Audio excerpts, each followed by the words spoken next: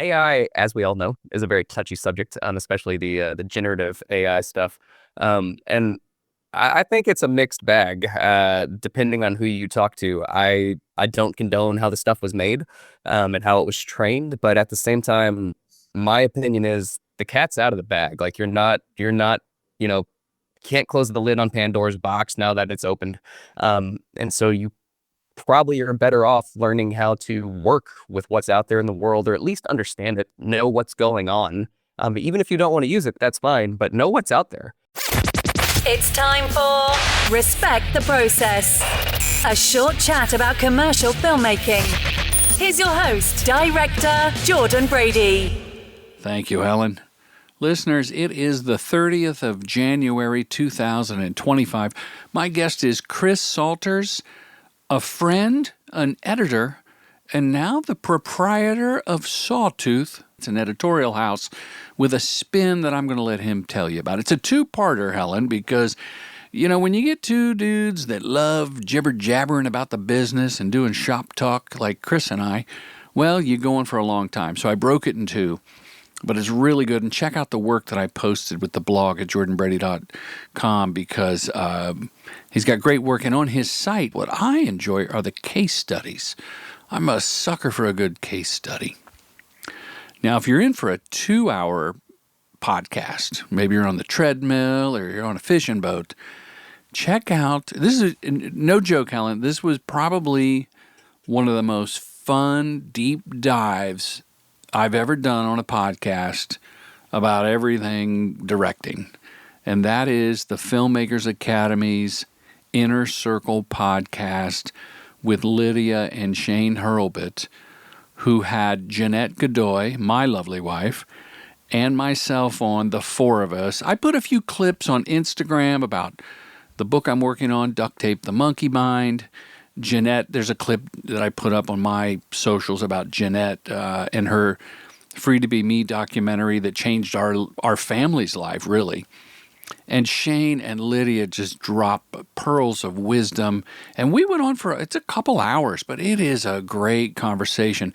And the quality of the video that you can watch on, I guess it's on the YouTube and all the places, it's just stellar because, I mean, Shane's just a top-notch DP, and his whole Filmmakers Academy team, Brendan and everybody are there producing the pod. So check out the Inner Circle podcast. I'll put a link in my show notes or whatever you call it. We're going to get to Chris right away.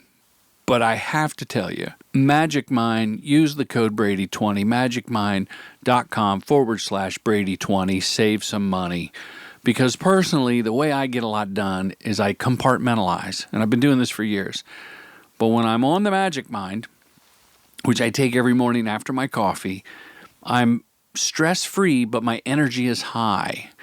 And I'm just getting a lot of shit done between the podcast prep, editing, the film school, right? But here's what I wanted to tell you real quick. I was addicted. Have I ever told you this, Helen? I was literally addicted to Red Bull, both sugar-filled and sugar-free. The sugar-free wasn't as fun. I love that sort of medicine-y taste of the sugary Red Bull, and I would put it in a coffee cup on set, or have the PA give me a coffee cup with a lid so I wouldn't spill it and people wouldn't think I was drinking Red Bull all day. Put a little squeeze of lime in it, and between the sugar and the taurine or whatever it's called, taurine, and my urine was canary yellow. And I had to quit it cold turkey. And I went for a few years with nothing. So the Magic Mind is like all the energy without the jitters, and my urine is not as gold as a marigold field in spring. And I know that's a little graphic, but I got to tell you, I love what it does like a cognitive boost, and just it's a mental elixir. And I've really been drinking it for over a year, so I like it. They also have a new sleep drink, and I'm only about a week into that, so the jury is out, but I have slept through the night. I'm older than a lot of you listening, so I do have to urinate in the middle of the night. No, I do not check the color in the middle of the night. A couple quick announcements. You're going to check out the Inner Circle podcast. Plenty of tickets left for the fundraiser that Michael Patrick, Jann, and I are doing.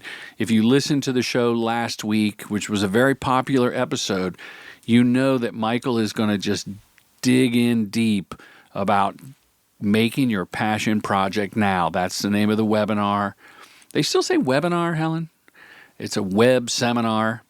It's $99, and all of that goes to Red Cross LA.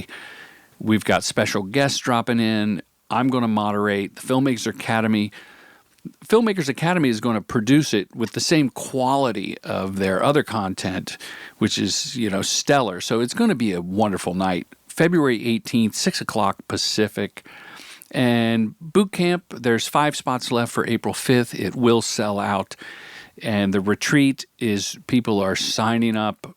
Plenty of time to reserve your spot, but that too will sell out. Fun fact, Chris Salters, an alum of the Filmmaker Retreat, I want to say 2023.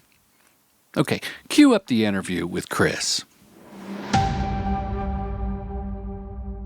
Hey man, congrats on Sawtooth. We're going to talk about Sawtooth today, but we're also going to talk about Chris Salters. Okay. I'm down for both of those things. Thank you so much. Well, here's the thing. So last night and then real quick this morning with a cup of coffee, I'm going, let me go to his site. Let me go to Sawtooth's site. And I'll put links at jordanbrady.com or in the show notes. And there's a Hager spot. Yes. That's so masterfully executed, both the production and the edit, where guys are running to music and then they're running like on the side of the building. And I have this complete deja vu talking about that spot. And I'm thinking you and I must have talked about that spot. Did you cut it down from a minute to 30? Was I involved in that discussion? Or that Hagar spot was an awesome thing that I got brought in on. It was shot by a group here local in Dallas called Name Tag Films. Well, I guess they're Fort Worth now. But Name Tag Films produced the entire thing. It was helmed by Sawyer Skipper was the director on Sawyer Skipper, yeah. Yep. So he came in and that was his first time, as far as I know, directing anything that had any sort of choreography like that. And so, he came in and killed it. But he also started on he did a rough cut of the edit. And then I came in and took that and made the full, I think there's a 60-second version and a 30-second cut down that I did. And then I dropped a little bit of compositing in there, and then we worked with another VFX artist to paint out the wires and everything for the guy running on the wall. But it was a fun one to do. Yeah, it's a beautiful spot, and I think I'll post that with some other stuff along with this conversation. And were you brought in early on that one, or you're saying he did a cut and thinking that maybe that was going to be the cut, and then they went, you know what, let's get Chris? That's the second there, the latter. Basically, the client something wasn't clicking, and they were able to bring me in, and I was able to, align the beats and get them something that they liked a little bit better. But we wouldn't have gotten anywhere without, where Sawyer originally started from. Because he also, not only did he do the initial rough cut of okay, this is how everything's supposed to go after he directed the whole thing, right? But he also did an excellent job of prepping the project and getting it organized for the certain beats and the scenes and getting, it was very color coded for the specific dancers that were, making their way through the streets of Fort Worth. What was color coded? The Hager slacks? The slacks and the jackets, of course. Yeah. Oh, the footage, you mean? Yes, absolutely. The footage. So he went through and just was able to get that a lot more cleaned up so that I was able to jump in and really hit the ground running whenever I was brought on to get polished. Wow, that's so refreshing to hear you say that, well, you're on a podcast, so you're saying nice things as an editor about a director handing over a project. You have to, right?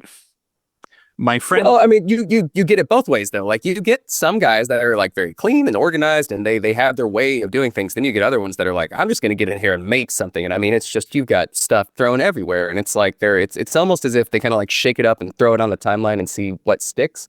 This was not one of those cases. But just the idea in general, Susan Monroe, editor, owner of Hybrid Editorial and a partner in Session City. And I plug them because they're friends, and over there, and she's been on the podcast, and she listens to the podcast. We were talking on this show about, like, just for the director to stand back and be curious and be patient, as opposed to coming in like a newer director coming in, throwing here's my premiere project to the editor, because the theory is, and I agree with it, as a director, you're losing out on some magic, objective point of view that the editor brings with her sensibility, right? Like, you're looking at it fresh as opposed to being tainted by a director's rough cut. Sure. Well, I mean, it's kind of like when you're on set and you're shooting, and everybody on set is just like in love with a certain take. And I mean, they're laughing at whatever happens, or, they're like, oh, the reaction here was so great. But then once the editor comes in and they see it and they're like, I'm not getting it. Like, everybody likes this one, but this is what I'm seeing. Take 3 over here is better than this one. And a lot of times I think that happens to do with just kind of the whatever has been happening on set that day. Sure, it's new. I think impacts. Yeah, exactly. They laugh because it was a blooper. Yeah. They so like because they made it often. Go ahead. Well, I was going to say, it's something exactly like you're saying. It's something new, and I mean, getting that objective viewpoint, like you said, from the editor that's like fresh eyes on this is like, you guys don't know what you're talking about. Like, I know you liked it on set, but it doesn't play the same once we get it into the edit. There was one time where there was a hint of a C-stand in the bottom of a frame. And when I looked at the dailies, I was like, oh, that take is so good, except for the C-stand. And then the editor used the take. This is years ago. And I go, well, that's a C-stand. He goes, oh, I just thought it was part of the fence. And I was like, oh, you're right. Like, no one would know. The common person right? wouldn't know, that was a C-stand and there's a knuckle just below the frame. It's just some bar that kind of matched the environment. So that was no aesthetic. Objective save, yeah. Yeah, for sure. So, Chris, you're an editor, you do commercials, you do documentaries, you do branded stuff. And I have to put a link to the Pinocchio documentary. I love that story. Can you share that? Where do we start? Pinocchio was a big chunk of my life a couple of years ago. The Guillermo del Toro Pinocchio movie. You cut the behind the scenes out of days worth of footage, right? Years worth of footage. I mean, Pinocchio, and I'm probably getting the numbers a little wrong here, but I mean, it was 13 years in the making from when they started actually discussing the film and then getting everything rolling. And then the actual production of it was multiple years because it's all stop motion, right? And so just the animation and everything that goes along with that. But I was tapped by a producer in LA, Javier Soto. He has been Guillermo del Toro's right hand, like, behind the scenes producer for years now, going all the way back to Hellboy. So they're covering all this. They have video cameras, just anything he's doing. It literally is 13 years of footage. Yes, and what was interesting about Pinocchio is, I mean, it wasn't necessarily Javier's crew through that entire time. Like, he got brought in on the last 2-3 years of it. And even then it was kind of like popping in and out because it's so spread out, because it's this gigantic stop motion process, right? And so we were having to handle a lot of various camera types and different crews being brought in, and like archival footage, if you want to call it that. And I think it ended up being 32 terabytes in total that we had to craft this 30-minute documentary. Wow. I love it. I mean, the movie is beautiful, but I must confess, I saw your documentary before I knew you.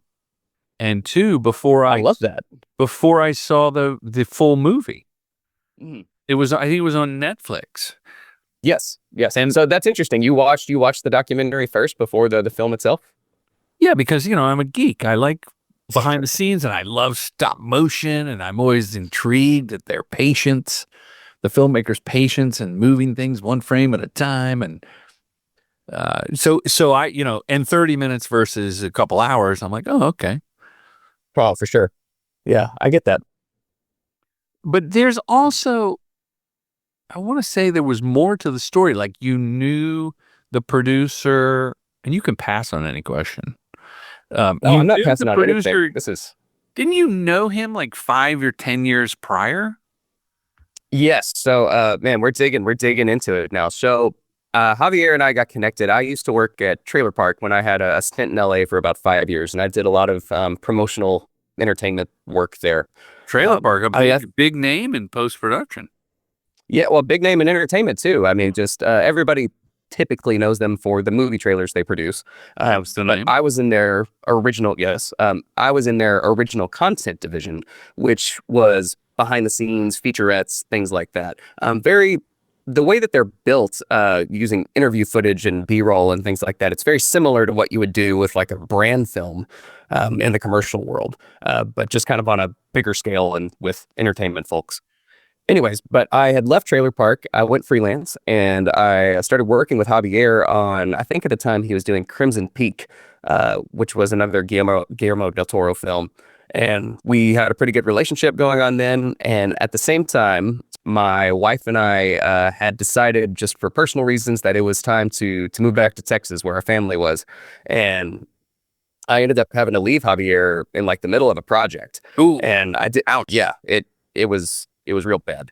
And we had some discussions about it. And I set him up with another editor. I wasn't just like, look, I'm gone. And it wasn't a posted note on the computer monitor. exactly. Yeah. The door wasn't swinging behind me. I did it as best as I could, but either way, it was still really ugly. Like it was a bad breakup. And years later, I mean, it was 2 or 3 years after that. Like I never got over letting him down, right?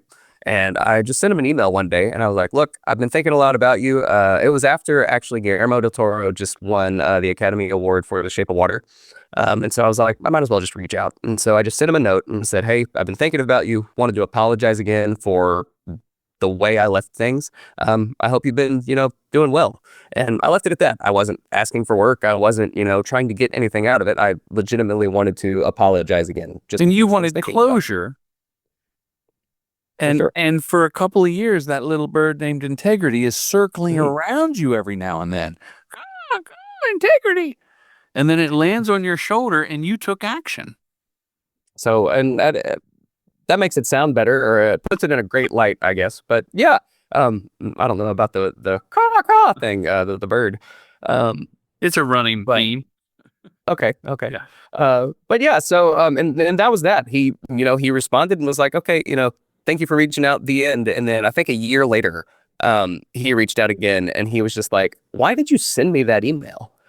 Because he came back, we've since talked about this, and he was like, I thought you were gonna like ask me for work and blah blah blah, and you never did. And I was like, I genuinely just wanted to apologize. Like that's what I was here to do. Like I felt bad about the way things were, and just wanted to make amends.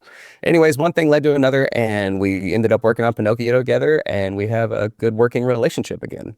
Oh, I love that story.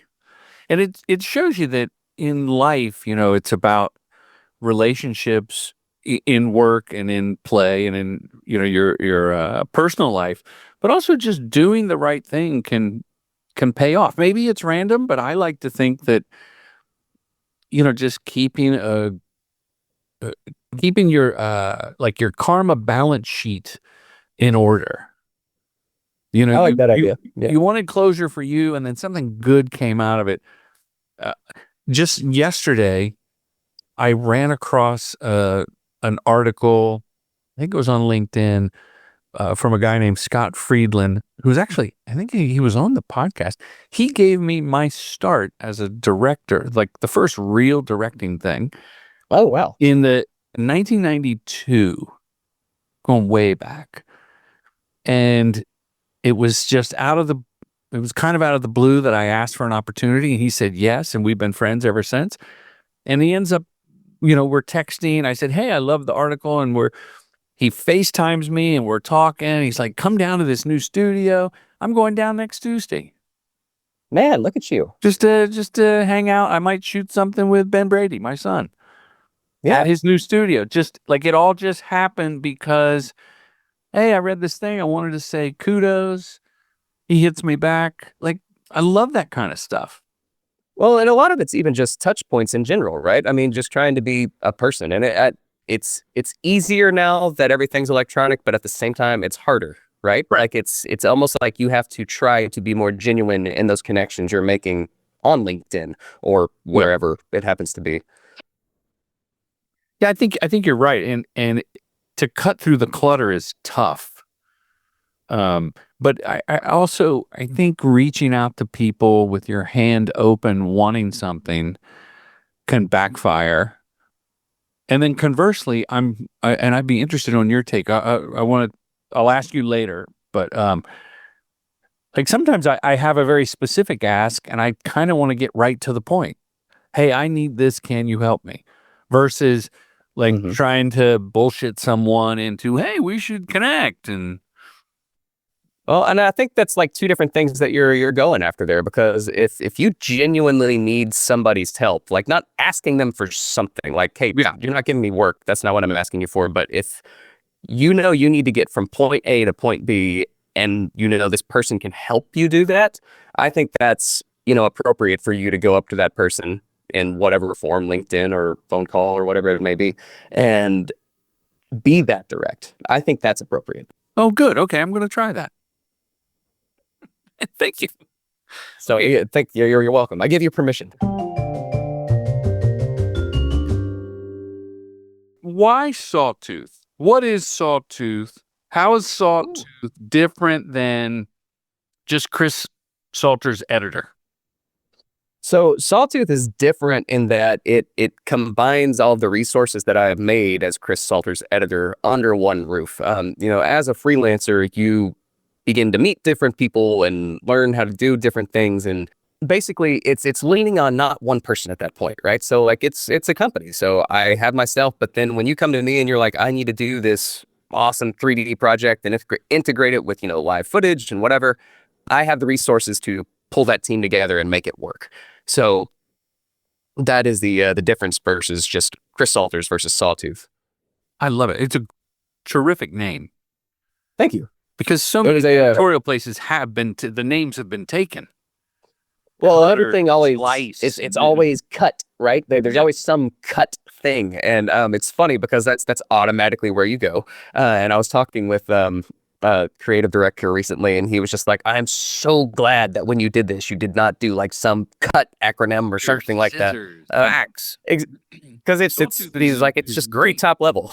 So yeah, it was an effort to get there. Our mutual friend Joel Pilger helped me kind of drill down and find that. Oh, Joel is great, a veteran guest of the podcast, by the way. Absolutely, yeah. He, man, that guy, he knows his stuff, and he pushed me in ways that I did not think that I ever wanted to go. When I met Joel, he was at RevThink, and Tim Thompson there, and I still am friends with him in both. And Joel's thing now is Forum. Is that what it's called? Yes. Yep. Forum. So you joined Forum, which is like a confab of people in our industry, specifically advertising, marketing, promos. So I kind of design. Sorry to cut you off. No. I think he works with a lot of motion designer people. Yes, his that is definitely his shtick. Very studio based, and especially in the creative motion design world. And it's interesting because you went to him as sort of an outlier as an editor, right? I think you're in the minority of his clientele, and I'll liken it to, and this is a compliment. You and I met, you came to the filmmaker retreat in Joshua Tree that I hold. And when it's mostly directors, producers, art directors, a couple agency people, you were the lone editor. And I love that you took a chance and came and joined. You were a wonderful participant in the program. So it's cool that you're willing to like find these alternate ways of investing in yourself, your career, and your business. Well, to kind of pay homage to the show, I mean, that's respecting the process, right? Like you are, see what I mean? God willing. You're learning about the whole thing. Like it's not just about editorial. Like if speaking about the retreat, like the main reason I wanted to go there was to get a better grasp of like, what are you directors doing before all of this work even lands on my, desk, right? And so having that opportunity to be around you and then the other, 20 people that we had there, I can't remember how many it was at the time, but it opened my eyes to what that process was like and really understood it better. And similar with Joel and kind of getting in like there's no doubt that I snuck my way into his program. But I did it very forwardly. Like I had a little one-on-one meeting with him before I signed up for anything and was like, look, here's the deal. I am a freelancer. I outsource a bunch and I only want to be a freelancer though. Like I don't want to have a business. And he kind of got this smirk on his face and he was like, okay, that might work. We'll see what happens. Like, I think he would be a good candidate for this. So I was kind of right on the cusp of like the people that he would take. Anyways, within like 2 to 3 weeks of working with him, going through his jumpstart course, I was already looking at myself going, you're an idiot. Like, you need to flip things around and start a business. It gives you so much more opportunity based on the way that I was working at that time. Well, you're also selling the company versus selling yourself. And I run into the problem having True Gentleman Industries, aka True Gent. You can learn more at truegent.tv, a full service production company. And we package, like, my dream is there's going to be a True Gent project that packages with Sawtooth. Yeah, let's go. I'm going to hand over this bucket of footage, all color coded. No, you don't even have to color code it. We'll take care of that. Yes, just hand me the footage. Yeah, it's going to be wet when I hand it to you. Howdy, filmmakers. Jake Brady here, the editor of the pod, jumping in with a quick shout out to our new sponsor, spotschool.online. You'll find Jordan's commercial directing masterclass, how to pitch, his shadowing course, and more. Every online course at Spot School comes with a free one-on-one career call with my dad. It's your chance to talk shop with a pro who's been in the game for decades.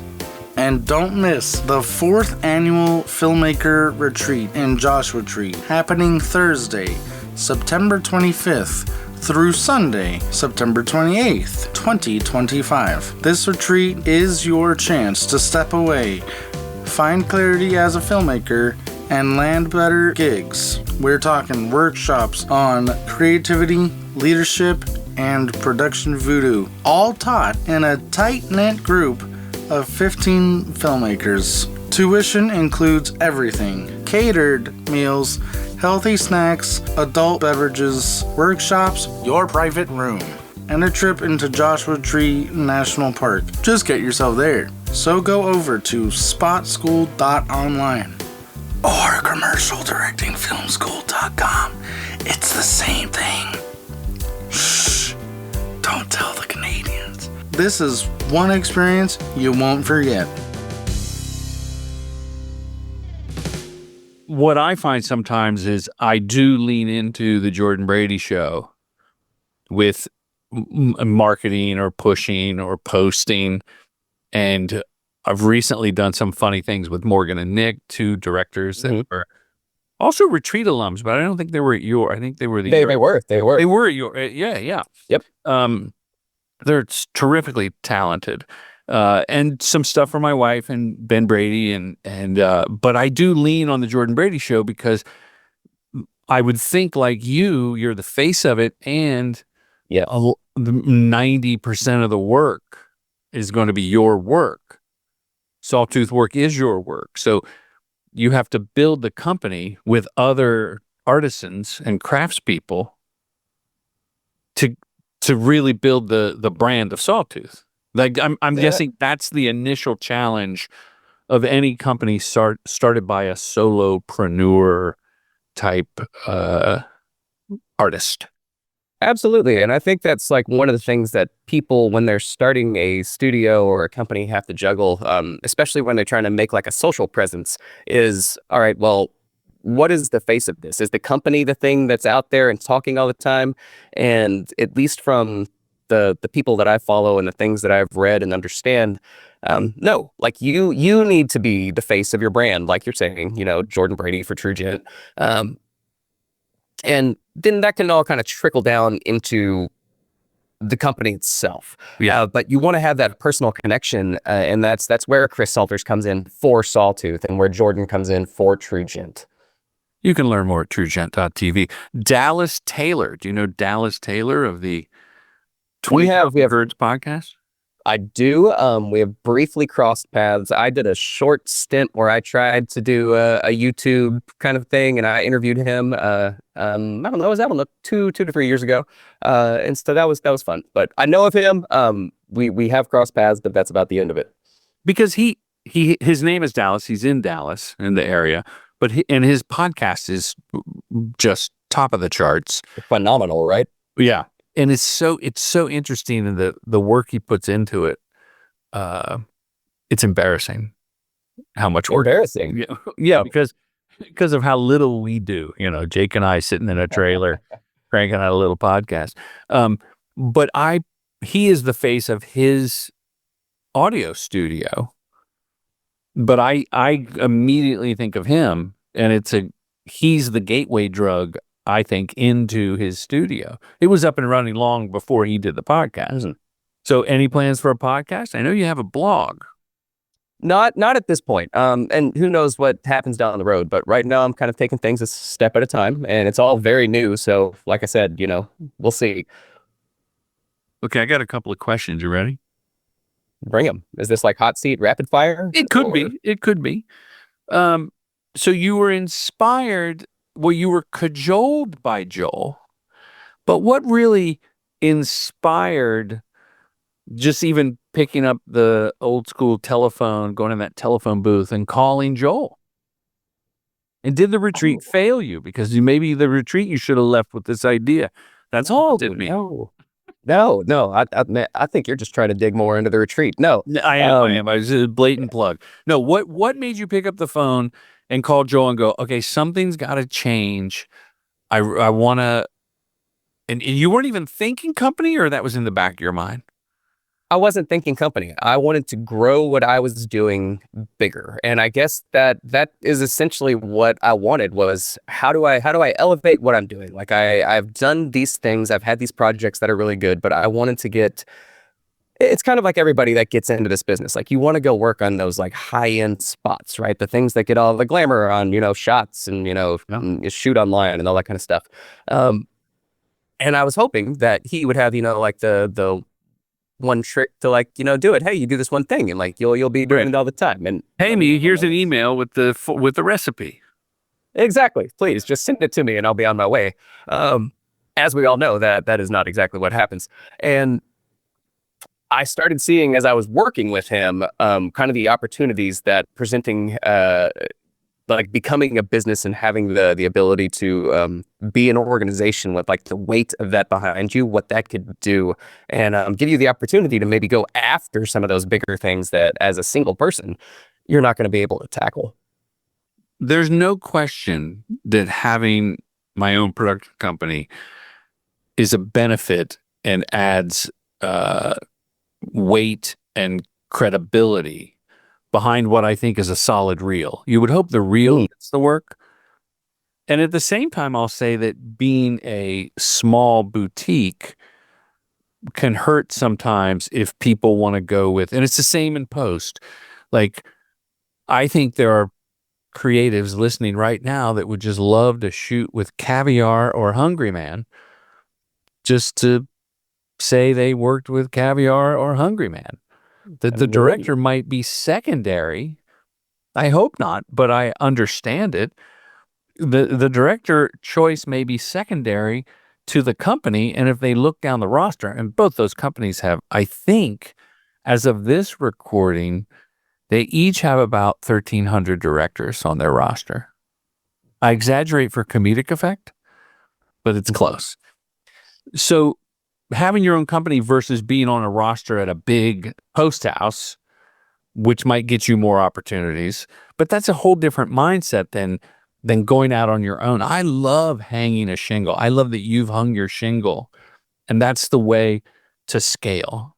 So I hope listeners are understanding that if you're going to bet on anyone, bet on yourself. Well, and it's a different ball game, right? Like you're not when you get in with one of those big groups like that. At least the mentality that I always had in regards to like a big post house group, like a White House Post, for example. That's a pretty well known. Huge. I always had this mentality of like, man, if you get on their like roster, you're set, right? Like you don't ever have to do anything, and that's not the case. Like, yes, the work comes to them, but those editors still have to go out there and grind and go find work themselves to bring that into the house. Yeah.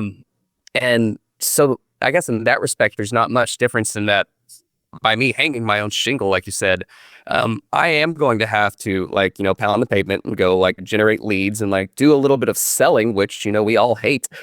Nobody likes to hear the sleazy like sales word, but that's part of the game. And so like you have to get out there and kind of beat your chest a little bit and really, tout, this is what I'm about. This is how I can help you, and hope that some people listen and, ask you to do some work for them. Oh, that's a great answer. Here's my next question. How is Sawtooth different from a White House or a Cut and Run or Cutters or one of those places?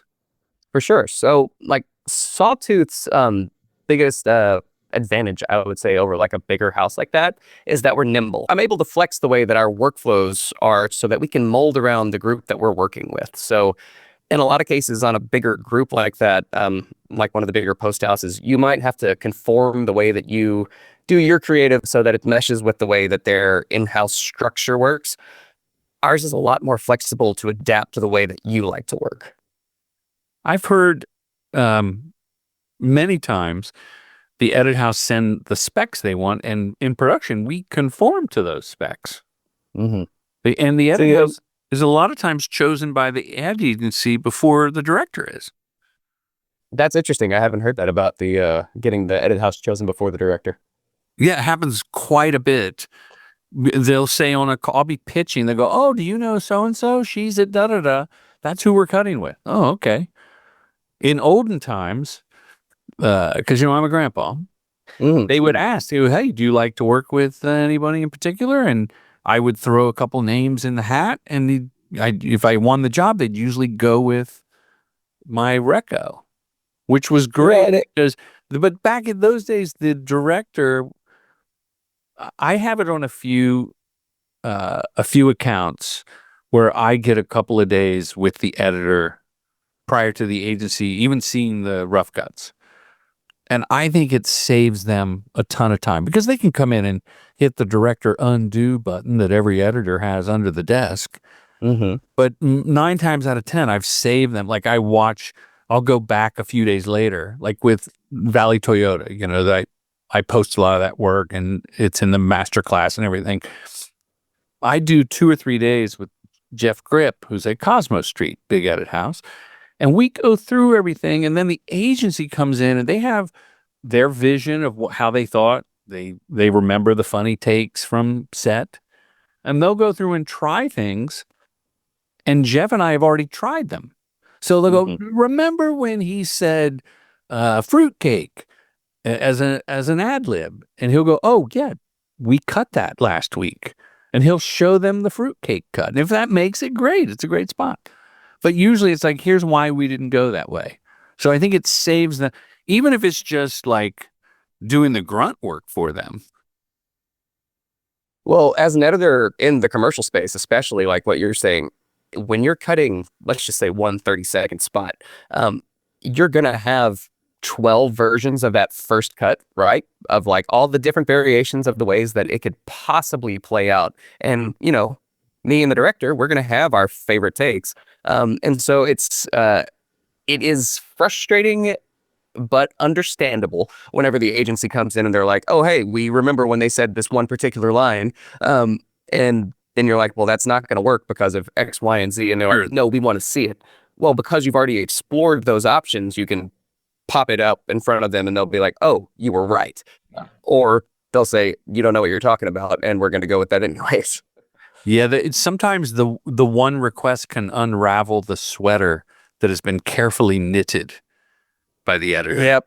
That is unfortunately something I think we all face in our careers, but that's part of it, right? We're all creatives in this, and everybody has their own tastes. And at the end of the day, it's whoever is paying the bills. Like it's their video at the end of it, and so you've got to keep that in mind as you're going through and doing the work. Like you've got to be happy with the cut that you have, but understand that if it gets changed by your bosses at that point, that's okay. But you can always keep this other one for yourself, right?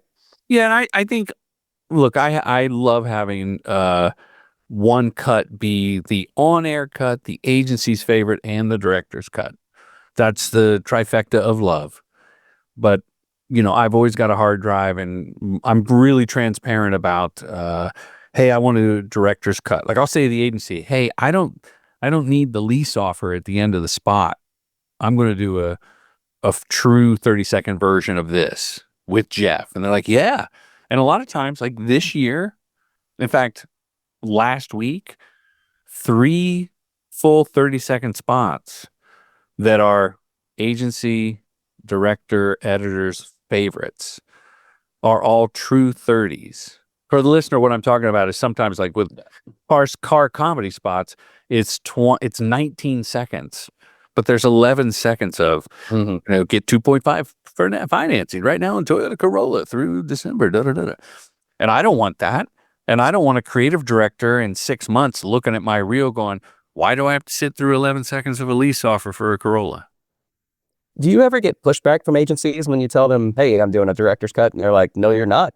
Does that ever happen? Yes, it happened back in the reign of Crispin in the 2000s, when Crispin was reigned supreme, and they had some great Burger King stuff, and I did a Burger King spot, and it was great for the reel. It was super funny. It was part of an ongoing campaign. Like we inherited one cast member who was already in the thing, and I go, oh, I'm going to do a director's cut of the one, and nobody said anything. The agency didn't say anything in the room, but he went and called him, and then they called my producer, and they go, hey, you can't do a director's cut. It was Alex Bogeski who didn't want director's cuts. And by the way, nice guy. He has not been on the podcast, but I had a Zoom chat with him a couple years ago, just for something, just like a random thing. And I should have asked him about it, but at the time I was told they didn't want anyone seeing the director's cut and scratching their heads like Burger King going, why didn't we use that cut? Man, so the off chance that one person in their executive team out of like however many hundreds or thousands of people would see this and they would have that question? That's what I thought, but maybe it was just like a policy that they had. Maybe they still have that policy. It's a creative director, agency owner was on the show, and it's twice people have said this to me. Gosh, who was it? It might have been even the great Greg Hahn from Mischief. Was he saying this? No, it wasn't him. A director's cut. If the director isn't forthcoming that they want a director's cut, it's misleading that during the relationship this is going to be great. Yeah, that's awesome. Yeah, this is the best take. Yeah, these are the boards. But then this secret agenda reveals itself when the director has a director's cut and she goes, this is what I think is funny. And then you're like, oh, so that whole time when we were buddy, you really had this other vision in your head. Man, that just got dark really fast. Really, right? But it was more than one. It was more than one creative said that, and I empathize with that point of view. Like if someone all along thought, no, this is. But I'm talking the director's cut is decidedly different. Sure. The criticism I have of that is when a director does a cut, and I've seen editors' cuts. Mm-hmm. It's not exclusive to the helmet. Oh, absolutely not. Editors' cuts on a reel, and why not? Like, you know, the what you put on your reel is what's going to get you work. And here you've got Sawtooth, you're trying to scale, put the best foot forward. But where it backfires is when the director is not an accomplished craftsperson of making an ad. I'm not talking about the filmmaking or the technique or the editing, but like I've seen people put the funny button at the end of the spot in their director's cut that doesn't jive with the body of the spot. It's funny for funny's sake. And you go, oh, that doesn't really fit the tone of what I just watched. That's like throwing an ad lib in to get a laugh, but you betrayed the tone. Mm-hmm. Well, and you're also kind of running into that thing where you see a lot of this with directors and editor spots too, where they'll make a cut for themselves that doesn't behold to a true 30 or, you know, a 45 or a 60. And, you know, you're starting to get like a 33 or a 25 or, you know. That's my pet peeve. Is it? Yeah. I mean, people tell me I am wrong all the time. Creatives, directors, editors, producers, sales reps are like, doesn't matter. You know, my wife doesn't agree with me that it needs to be a hard 30 because of the internet. Like it could be a minute 17. It could be whatever. And I'm like, yeah, but if you're presenting it as an ad, the rules are 6, 10, 15, 30, 60. And the 45, which is popular in Europe, the 45 is perfect. 45, you get everything. But I've cut, and I've done 20s, Chris. When I cut off the dealer thing, I put a logo and I just go, okay, it's a 20-second spot. What about, do you cut a lot of 6s? Have you cut a lot of 6s? I have, and most of mine end up being cut downs though. Like it's not like you're going in with the intention of only doing 6s, so it's more or less the leftovers. It's kind of like we're doing 6s because we have to. Yeah, I think I also know that you do a bunch with the 6s though. Where what was it? You did it was some vodka commercials. Not too long ago. Cuoco, Smirnoff, red, white, and berry coolers, and they were just 6 seconds. And the agency the agency team at VML, which has had 7 name changes since that campaign a year and a half ago, and they're back to VML. They were so funny, and they had all these 15-second scripts, and the client was like, yeah, I just want the 6s, which from a comedy background and having done stand-up, you know, it's a setup and a punchline. Like it's such a formulaic thing, and you can squeeze, I think, 4 shots in a 6-second dialogue spot. If it's a choo-choo-choo flashy montage, you can fit a bunch of stuff in. And it's interesting because when I promote the film school on Instagram, I make these vertical 6 seconds, sometimes out of stock footage people, because I think they're so cheesy, and I call them the stock footage players.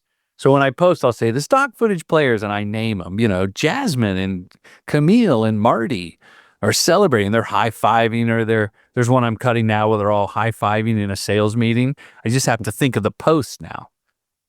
But the point is, when I look at analytics, the 6-second spots perform so well. That's because we all have short attention spans now, right? Yeah, people watch 6 seconds and flip on and keep going. Yeah, and you get to the point, but they also convert to sales. It's not like getting a job for a commercial. It'll lead to an online course, and they tend to convert higher than a 2-minute thing that tells you exactly what the course is about. It's interesting in some ways. In a lot of ways, yeah. But I mean, that's how things are going, and you can either complain about it and lament, but you can also adapt to it and understand if that's the way things are going. You start producing that type of work too.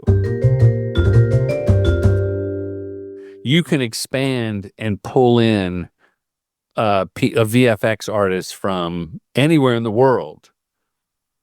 Do you have to curate work from other participants? Like there's a VFX artist in Bulgaria that you know does exactly what the client wants for the Reese's peanut butter spot. That's the deal. You stay on top of what is current and what is trending and what is hot. And so like that's an active part of kind of just being in the game and seeing what's, playing online. And do you have a list? Do you have certain hours of the day? Like, did you find you had to, with a company now, you got to schedule, like, okay, on Tuesdays, like I watch new commercials on Wednesday. Doesn't mean I don't watch them the rest of the week, but every Wednesday, 10 o'clock, you're not going to find me doing anything but watching ads of the world, ads of the week, breaking spots. And I'm not even looking for directors. I'm just trying to stay relevant. But now you've got to know, you got to jot down names. I learned that little trick from you at the retreat, like the New Work Wednesdays. So I brought up the retreat. I didn't bring out the retreat, commercial directing. I'm telling you, like you learn practical things at the retreat. Like there's stuff you can take home. But I've got like a time block on my calendar. That's the first thing I do on Wednesdays, and then I'll do email and whatever else after that. And so that's my moment in the week where I can stay, like what's the cool stuff that came out this week and just see what's happening. And then a lot of like the talent is people that I've met just through my career in general. And, I keep tabs on that. But also you see a lot of work on LinkedIn, obviously Instagram and things like that. And then if I see somebody that is really unique, I'll reach out and just try to get their information. And if the right thing pops up, I'll activate them for that. Will you have editors on the roster? That is the goal, to have more of a public-facing roster like that. I have 3 editors that I lean on heavily. That are kind of like, Sawtooth stamp of approval, that I don't have to babysit very much. What typically works with our workflow is everything is handed to them. They take care of all the edits from, A to B. And then I will give it any kind of Chris Salters polish that I see necessary and ship it out the door. Salt to taste. That's right. Salty. The public-facing roster, and will it be exclusive? No. I like the idea of being able to be flexible. Like I don't want to behold somebody just to me. And that I think comes from my freelance background. Yeah. If I'm sure there might be something where, you're not going to go work for a competitor, I would like you to not do that. But I also understand, like, that's part of the game. We're all here trying to make a living. And we just want to make cool stuff. And those opportunities come from every different direction, especially when you're a freelancer. And I would hate to be somebody that gets in the way of letting you go find that work that maybe elevates your career to, a different point. I say God bless Chris Salters. Oh, well, thank you. I was back in the day, U.S. companies would represent a director worldwide, which really meant Canada, U.S. and Canada. And the production company would have an alliance with a Canadian company. If the dollar was strong, we would go up there and shoot, or they would get a board and they would produce it and give a cut to the director. And it was all this exclusivity and contracts and everything.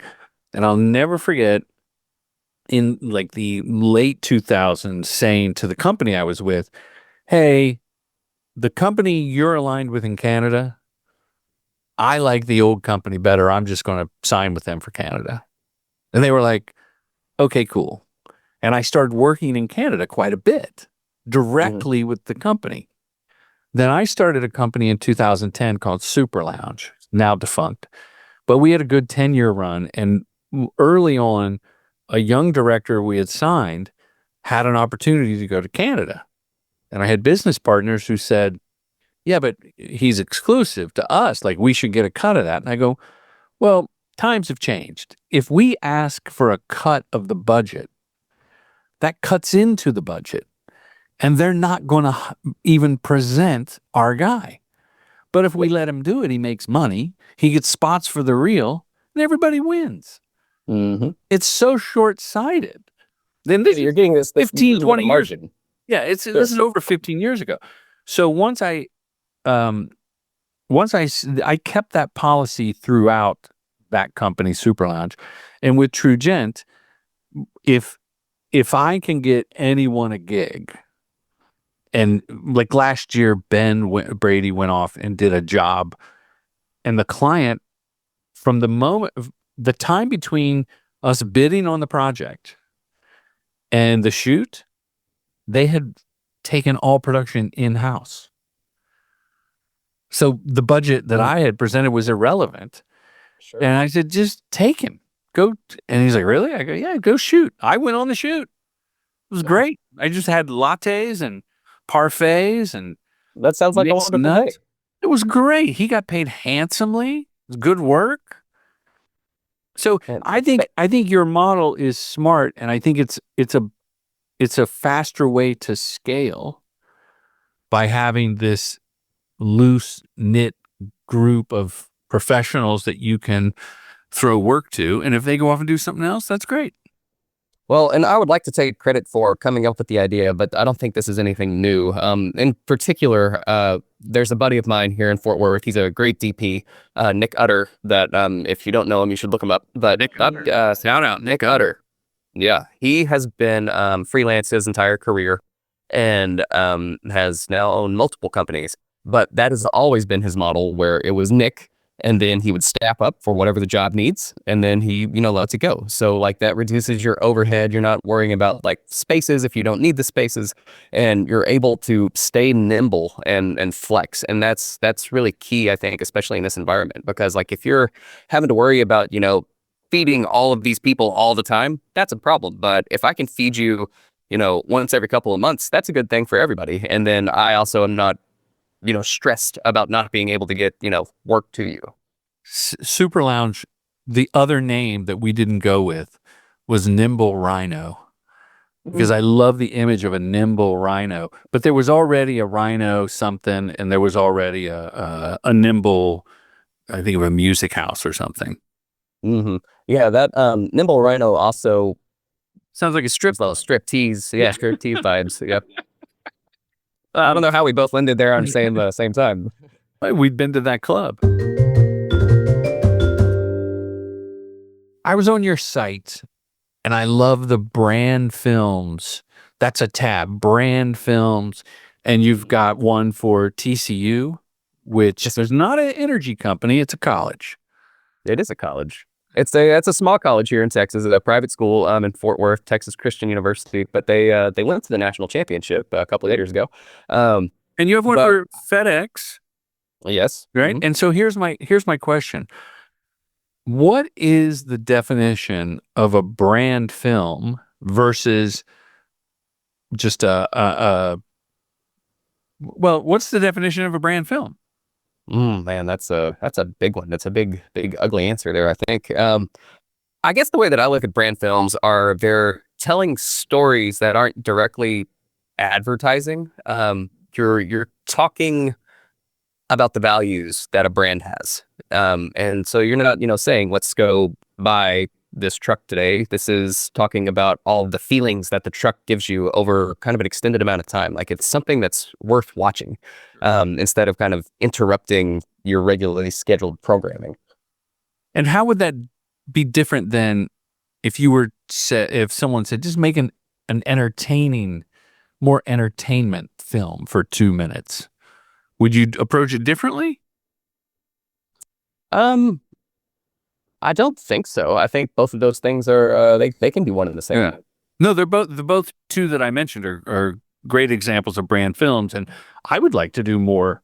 It seems I do one like every other year, and it's a great chance to stretch your wings, from 6-second vodka commercials. Well, I was gonna say, yeah, when you're stuck in kind of the 6-second, 30-second worlds, and then you have the opportunity to like, okay, we can really direct something that's 2 or 3 minutes long. Like that can be a lot of fun.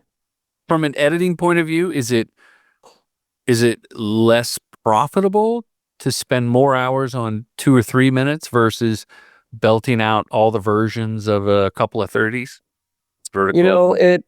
I think it depends on the client, honestly, because there's people that have all the money in the world to throw at something, and generally it seems like the bigger, well-known clients, they're the ones that want to spend the least on things like that. But I don't think that there's a 1-to-1 ratio there. It really depends on the client that is coming in and kind of what they're willing to invest into their product.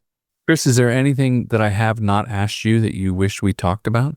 I do have a couple more questions, but No, I feel like I've really enjoyed the chat up to this point. I'm curious what your other questions are. Well, I've enjoyed it as well. I mean, I look forward to this. I know we planned it a while back. Yeah, I mean, I just think you're a nice guy and a fun guy to talk to. You're extremely talented. And so, it's a great chance to talk about Sawtooth.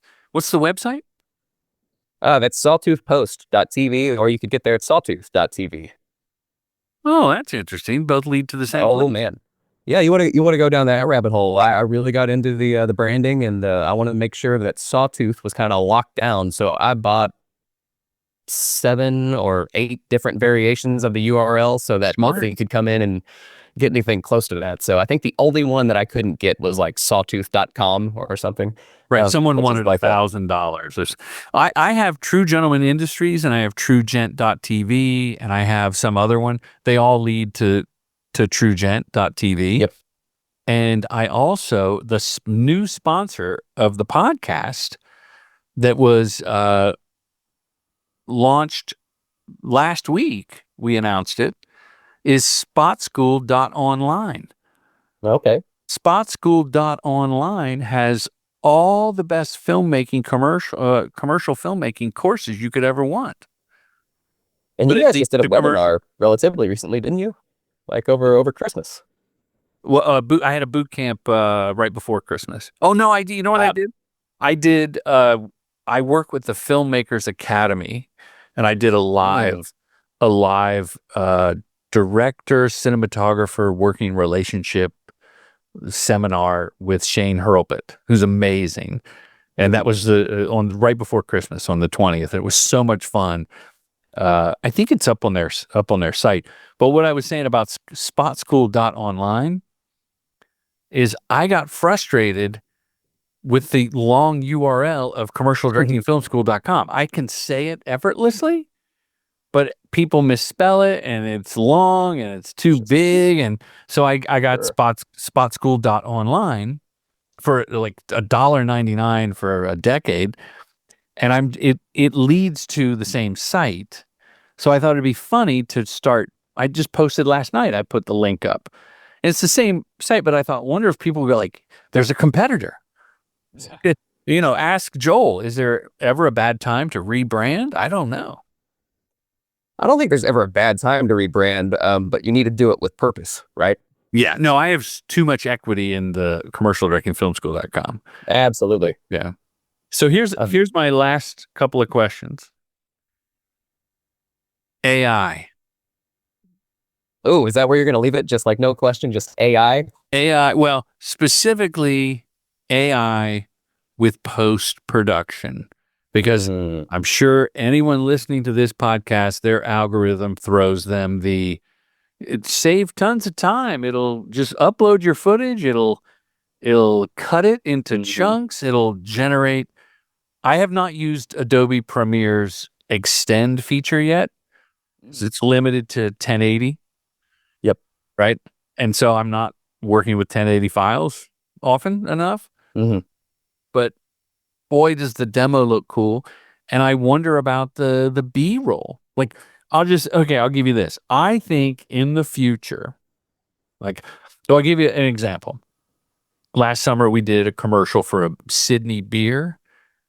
And on set, the client was like, no, closer, mate, closer to the can, closer to the can. And I'm like, okay, well, we can't go too much closer because we got the vertical and we got the horizontal. So here's the sweet spot.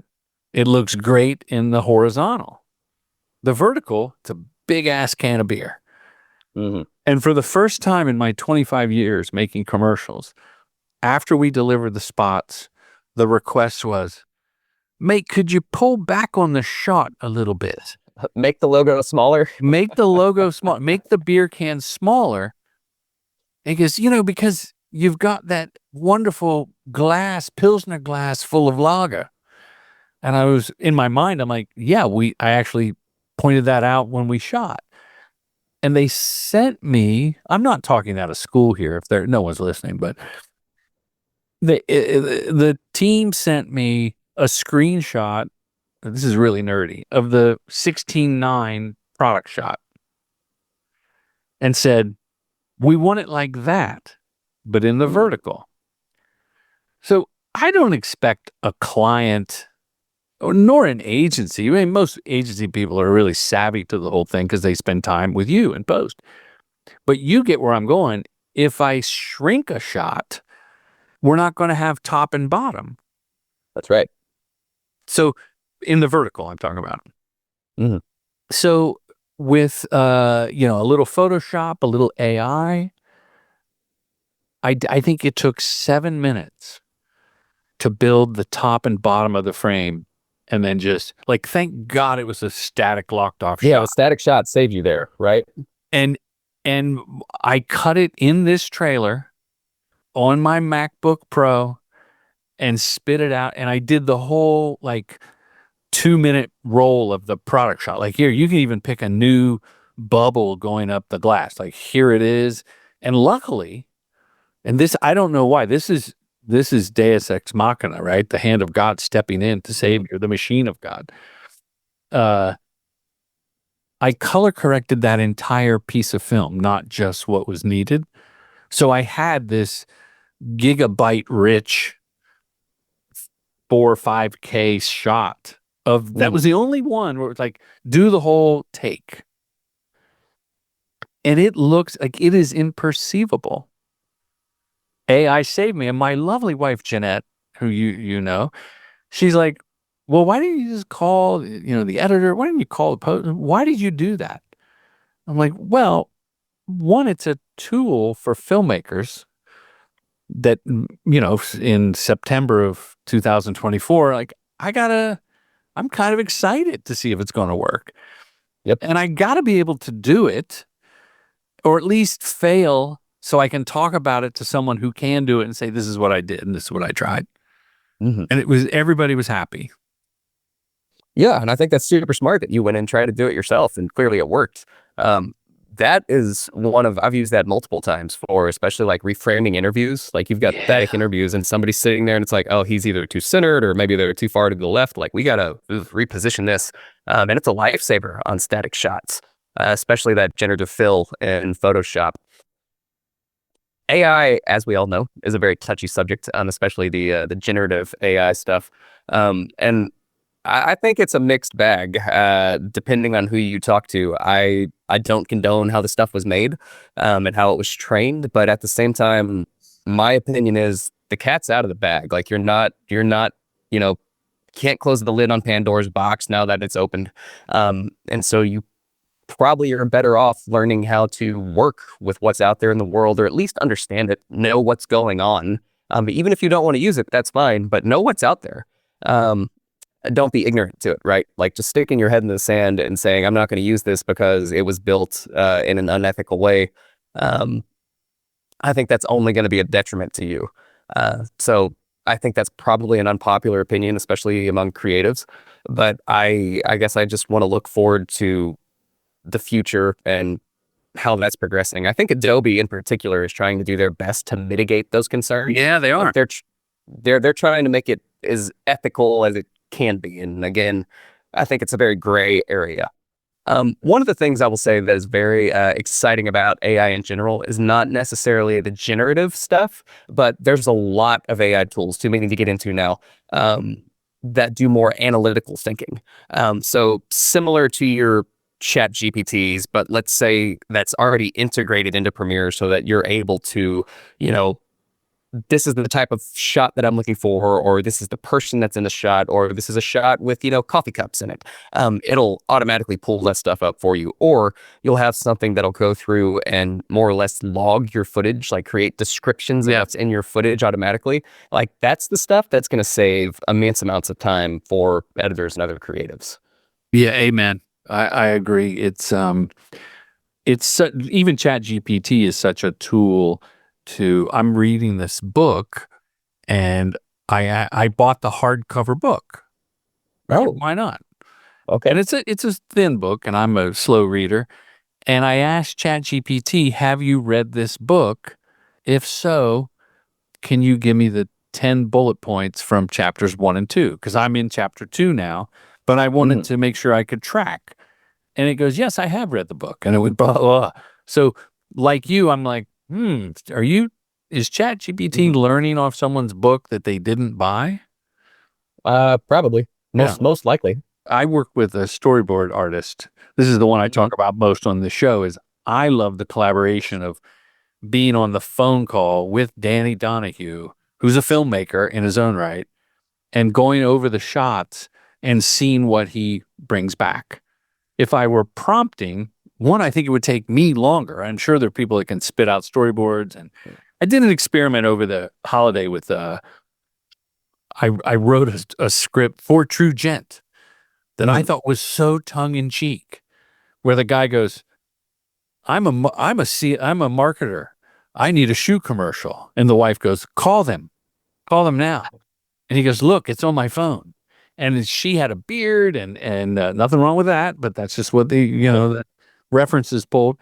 And it was so bad. And people on LinkedIn went crazy about how bad the AI was. I go, well, that was the point. It was satirical. So I had to go back and hashtag satire on the post. Well, that's the problem because people are going to have to read too. People have to read the post.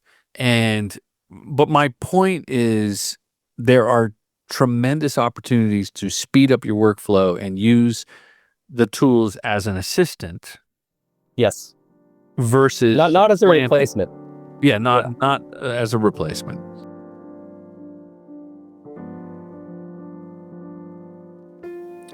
Wow, that was a great chat with Chris. You know what I forgot to mention? If you sign up at commercialdirectingfilmschool.com and just give me your email, I'm only going to hit you up twice a month with a newsletter, but you can download my book for free, Commercial Directing Voodoo, for free, just by giving me your email. If you have any questions, DM me. I'm easy to find. Thanks, everybody. Commercial Directing Film School's mission is to help filmmakers direct commercials professionally. With online courses and in-person boot camps, we demystify the process to get you to the next level, all taught by your accessible mentor, filmmaker Jordan Brady. True Gentleman Industries. We make commercials.